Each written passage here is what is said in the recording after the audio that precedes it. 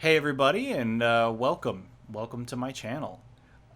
This is a video that I've actually been kind of wanting to make for a little bit, but I also wanted to get a little further out from the process of what you've probably already seen in the title. I quit smoking weed.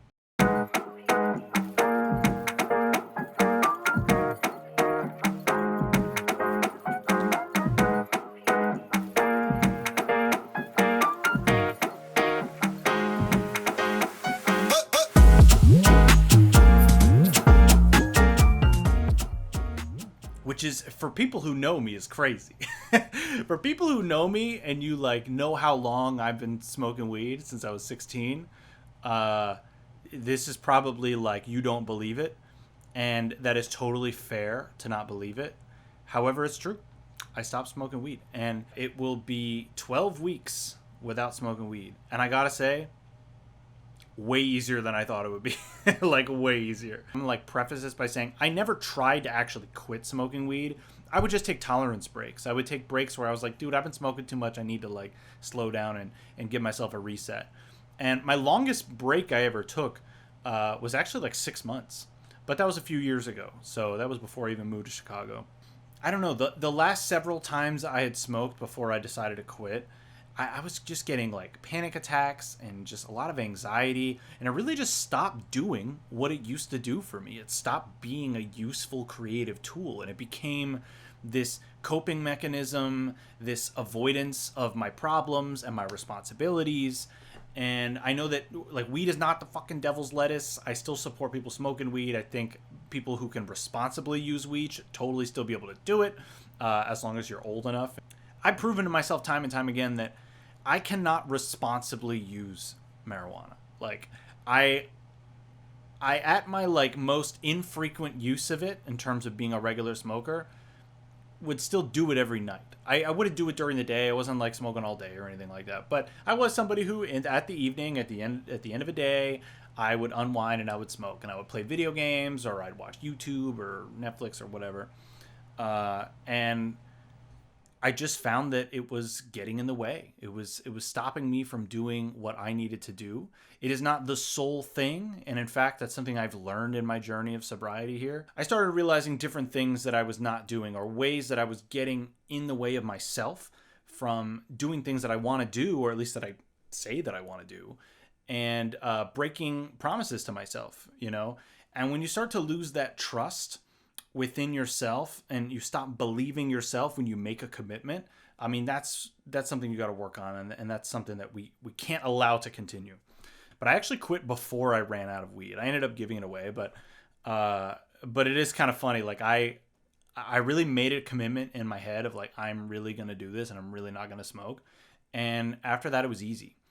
And I know that that's strange and that is not the usual experience. I think for most people it's pretty hard. But I've taken so many periodic breaks where I recognize that I certainly was healthier when I was not smoking, and I was like, I was better about regulating what I was eating, and I was just taking care of myself better when I didn't smoke. But I kept telling myself that like, oh, but like it's not the weed, and it's true. It's not. It's not just the weed.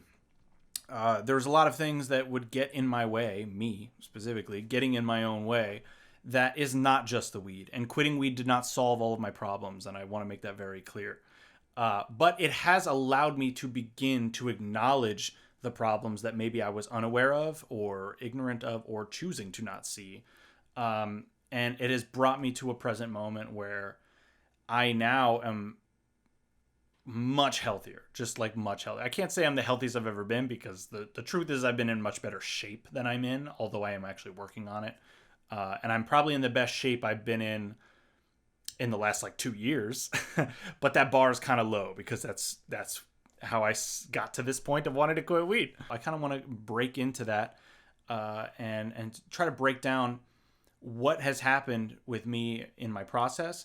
What have I done in order to change my habits and to get myself out of the pattern of smoking, and getting out of the situations that I would put myself in that would make me very likely to smoke weed. In the very beginning phases, when I first quit and I first was like, okay, I'm done.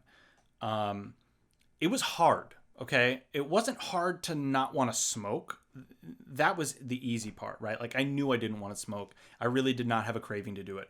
However, the withdrawal symptoms are real, man. It's not a physically addictive drug in the same way that like heroin is or cocaine or whatever, but it still is a drug that it has its fangs on you, and it does have a physical effect when you quit. So one of the things that I noticed right away was my sleep pattern was completely fucked up, because I used to go to sleep, I was tired from being stoned, and it would be easier for me to fall asleep right away. However, in the first few weeks of quitting, like falling asleep was way harder. And I certainly started dealing with more anxiety, and I would get like racy thoughts at the end of the night. And it was not an easy time. I had night sweats. There definitely is a physical discomfort, and if you are unaware of the physical symptoms of quitting weed, not nearly as extreme as any other actually like physically addictive drug, but it is still there. And I want to make people aware that there is a process of coming from that. You have to allow your body to be able to re-regulate its dopamine system, and that's going to take a little bit of time. It's used to the rewards of you get the hit and you get the quick high, and you have to learn how to produce those chemicals on your own again without that assistance. And so in that process, it is going to dysregulate you, and sometimes it's going to put you in a state of feeling like lethargic or tired, or you're not going to get as well rested at first. And that is because it takes time for your body to readjust to a world where it is not getting high all the time. So for me, that was something that I noticed right away. It was like, damn, like there are some real physical symptoms. However, when you push past that, you then get to the next phase. And the next phase for me was what some people call the pink cloud. It's referred to as this like clarity that you get after being in a drug-induced stupor. This is usually referred to for like people who are addicted to like pills and stuff, but I think it definitely applies here. And so for then the next like month, I was in like a sober high where I felt so present and so like excited and like proud of myself for doing what I was doing. And it creates this high effect where you're so clear-headed and you're so there that you feel amazing and you feel like you're on top of the world, right? However, the thing about the pink cloud is that it will fade, and the reality of your day-to-day life is going to come back. And so what typically trips people up is when the pink cloud fades away and life gets hard again, or just becomes mundane, that people become less cautious of their potential for a relapse, or to trip up and get back into their habit. But for me, I think I got to a point where it's like, okay, I'm so done with this, and I'm so committed that I'm literally willing to like give away my pieces, and I don't want any utensils that I can smoke out of anymore. And I think that level of commitment that I made to myself, and that promise that I made to myself, it started out as just make it to the end of the year and see how you feel. But really, like, I was still trying to commit long term. I just didn't want to make a commitment that I was going to then not live up to. But as time has gone on, I actually have gotten more solid in my feeling on that. Like, no, I'm done. I smoked enough for a lifetime. I don't need to smoke anymore. But one of the things that I committed to myself this year was that I wanted to work out and take care of myself. I have like stepped up my fitness game a lot. And so I've substituted some bad habits with some good ones. I also work from home. And so when you work from home, you got to make an effort to get up and move. And so while the weather was still good this summer, I made sure to go out on walks.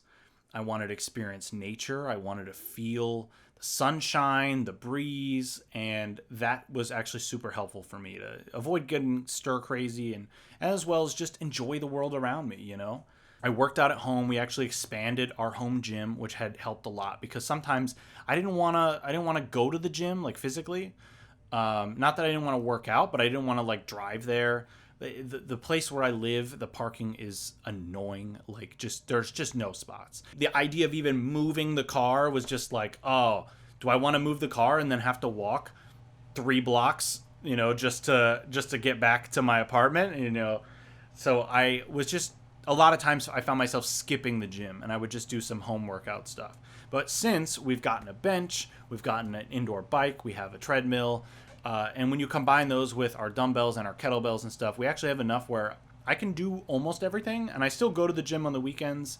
I'm now burning like 1,500 calories a day, you know, and I'm going hard, and I'm making sure I'm watching my portions of eating. I'm making sure I'm watching what I'm snacking on, because snacking has always been kind of my sneaky way of eating too much in a day. So I now get, you know, a runner's high or a biker's high from the bike instead than from weed. And it's way healthier for me. It keeps me active. It allows my body to be more fit while I'm otherwise sitting at my desk on my computer all day. And one thing I learned in the process of making these new commitments to myself was I was building back trust at a layer by layer level.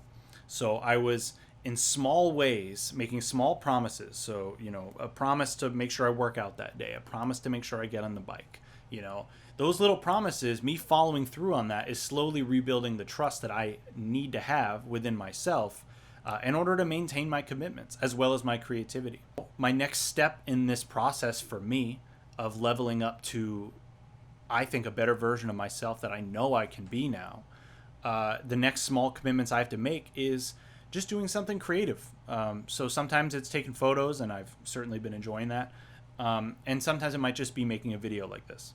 I do still do psychedelics, not very frequently, but I do still do them. I find value in them. They're anti-addictive. And in fact, they've actually been super helpful in my process of growing. I only trip once in a while anyway, and I occasionally microdose. But even that, I don't do with any sort of like super regularity or anything like that. I am mostly sober, right? Like most of my time is now spent sober. I actually have increased my meditation time. I used to be a daily meditator way back in the day, and I am again now. And I had not been for a while. I had been kind of out of my cycle ever since COVID. It kind of just ruined everything, to be honest. So I would be remiss to say that I, you know, did this all completely sober and I've never touched anything since. It's like, that's not true. Although I have not drank. Yeah, I have not drank at all since I quit weed.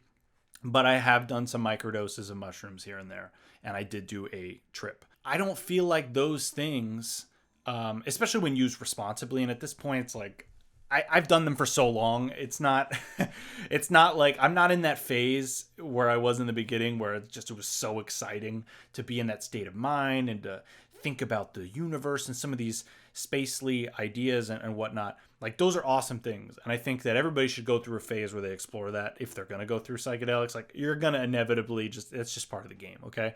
But you get to a certain point where, you know, you become more responsible. You realize like the value of them on a very down to earth level of like, well, how does this affect me and my life personally? Rather than these big ideas of like, we are all God and everybody is the universe and we are all the same thing of the part of the cosmic weave. Like, dude, we've all been there. Okay.